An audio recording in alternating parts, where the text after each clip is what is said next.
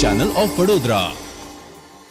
કિશનવાડી ગધેડા માર્કેટ પાસે નીકળેલી દશામાની શોભાયાત્રામાં મારામારીમાં ઈજા પામેલા યુવાનનું સારવાર દરમિયાન મોત થયું છે।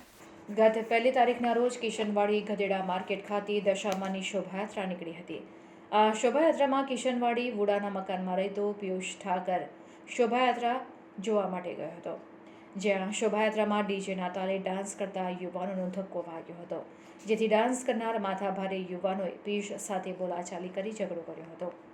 આ ઝઘડામાં અજાણ્યા 5 જેટલા યુવાનોએ પિયુષ ઠાકોર ઉપર હુમલો કરીને માર માર્યો હતો, જેમાં પિયુષ ઠાકોરને માથાના ભાગે ઈજા થતાં તેને સારવાર માટે સહેજ હોસ્પિટલમાં લાવવામાં આવ્યો હતો, જ્યાં સારવાર દરમિયાન તેનું મોત થયું હતું। જે તે સમયે પાણીગેટ પોલીસ મથકે ઈજાગ્રસ્ત યુવાન પિયુષ ઠાકોરની માતાએ ફરિયાદ નોંધાવી હતી।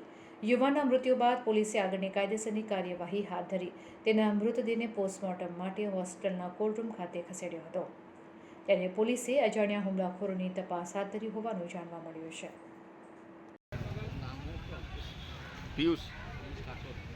પિયુષ ઠાકોર નરેશભાઈ। શું ઘટના બની હતી? જગન્નાથ દશામામાં નાચવા ગયેલા, ત્યાં ઘડી નાચતા નાચતા ધક્કામધુક્કીમાં એ છોકરાને 15-16 જણાએ માર્યો છે।